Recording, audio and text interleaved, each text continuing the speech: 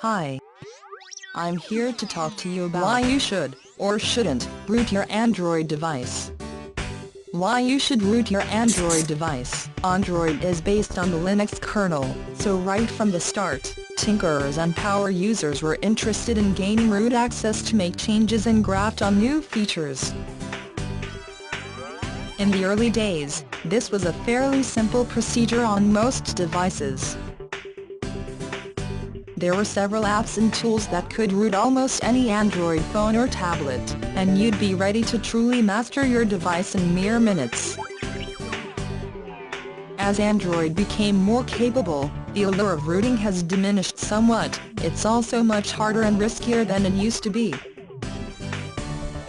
So what are the advantages and risks of rooting these days, and why are some devices resistant to rooting?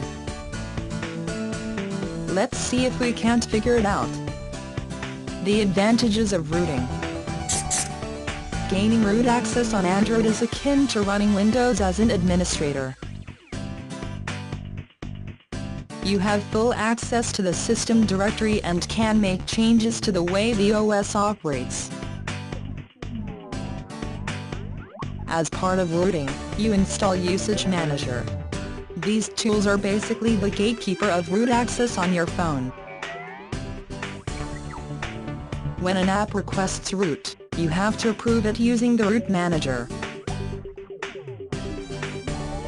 So what can you do with root specifically?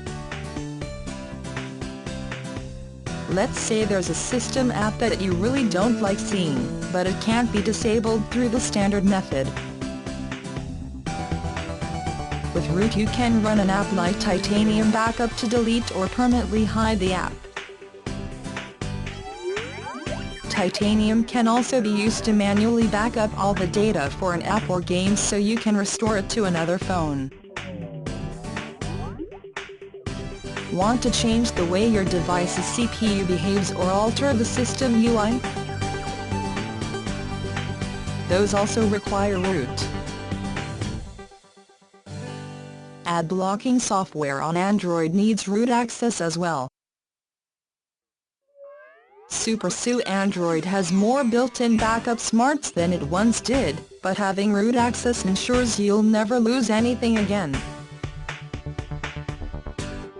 Not only can you restore deleted files, you can make full backups of your apps and system. That's handy in case your tinkering breaks something, and you have to repair the OS. The risks of rooting. Your phone or tablet gives you complete control over the system, and that power can be misused if you're not careful. Android is designed in such a way that it's hard to break things with a limited user profile. A super user, however, can really trash things by installing the wrong app or making changes to system files. The security model of Android is also compromised to a certain degree as root apps have much more access to your system. Malware on a rooted phone can access a lot of data. Again, you need to be careful what you install. Safety net. For this reason, Google does not officially support rooted devices. There's even an API called Safety Net that apps can call on to make sure a device has not been tampered with or compromised by hackers. A number of apps that handle sensitive data will do this check and refuse to run on rooted devices. One of the most prominent examples of this is Android Pay. It cannot even be opened on devices that fail the safety net check. If losing access to high-security apps is a big deal, you might not want to mess around with rooting. Root methods are sometimes messy and dangerous in their own right. You might brick your device simply trying to root it, and you've probably voided your warranty doing so. Depending on the company, you might still be able to get a device repaired if you damage it attempting your root, but that's not a guarantee. Starting in Android 5.0 Lollipop, system updates for some phones will only work on stock unrooted devices. This is because of a change to the way Android processes the OTA file. Updates now patch the entire system directory as a single blob, so any changes or extra files will throw off the verification and the update will abort. On other phones and tablets, virtually every OTA update you get will wipe out root and block the method from working again. If having root access is really important to you, you might be left waiting on older buggy software while you beg for a new root method or a modded OS update. Why is rooting so much harder than it used to be? If you've been using Android for a while, you've probably noticed gaining root access on most devices is much harder than it once was.